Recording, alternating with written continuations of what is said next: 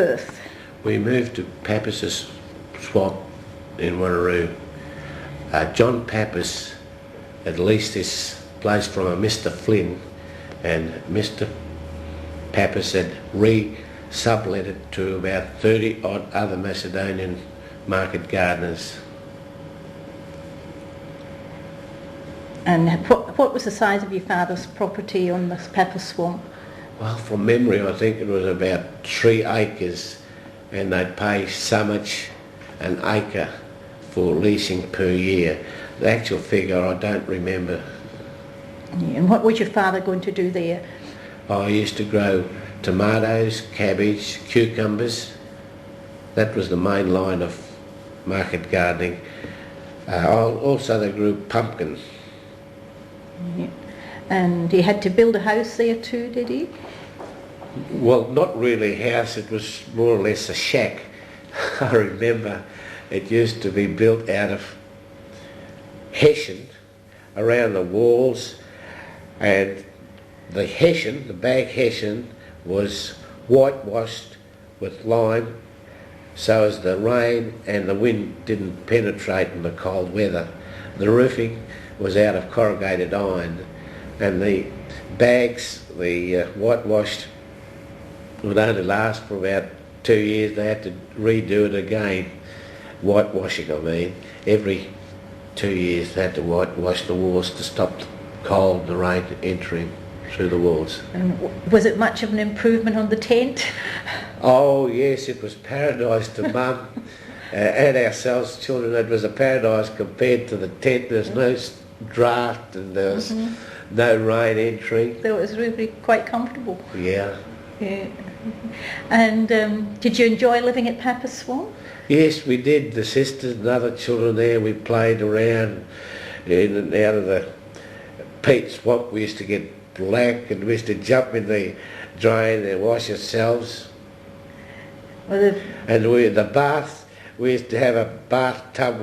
Mum used to have some boiling water, and we'd enter that and have a bath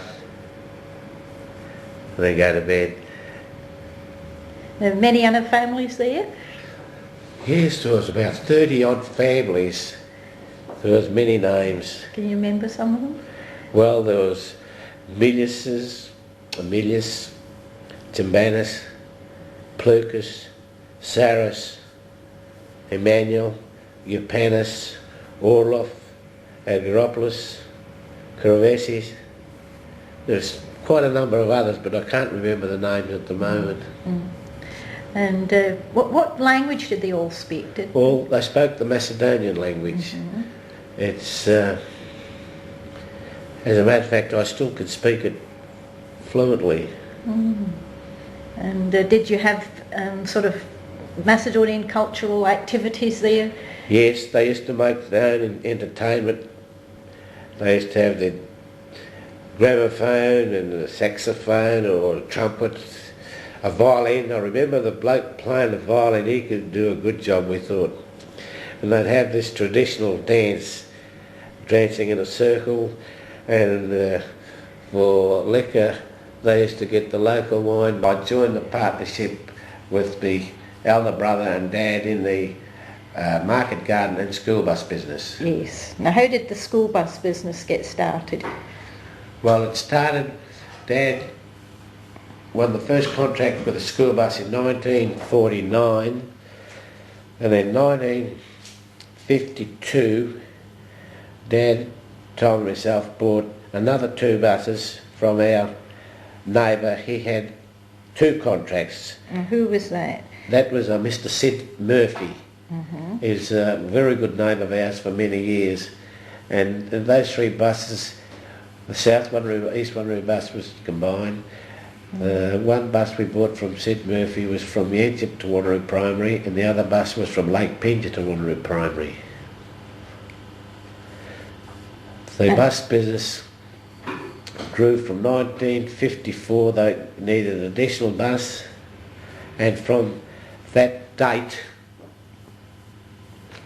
as more people come to live in Wanneroo, they needed more buses.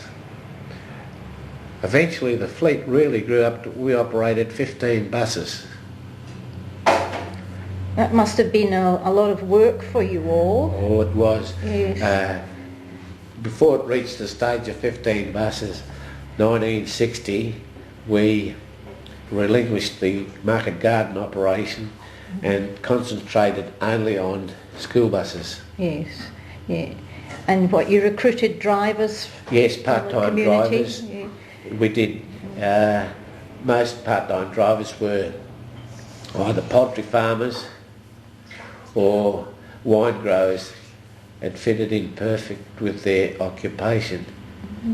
We had a lot of women staff. When we reached the stage of 15 buses, we had half the bus drivers women, half men. Yeah, that was unusual for those days to have the women drivers, wasn't it? It was, yes. Yeah. But I remember also we used to do a mail contract in conjunction with the school buses. Dad had won a contract to cart the mail from the mail bag in the morning from Wanneroo to Perth, and then he'd pick up the mail from Perth and deliver it along Wanneroo Road from the wireless station to the Wanneroo post office, and then the mail would get sorted there, and then in the afternoon the mail that had to go to East Wanneroo, Yanchep, Binja, it was taken out on the school buses. That was a good way of doing it all, wasn't it? Yes, Yeah, it so you were was. like the postman as well as the school bus driver. That's right. Yeah. And then the mail grew that heavy. In 1969 we had to do the mail run separate with the car.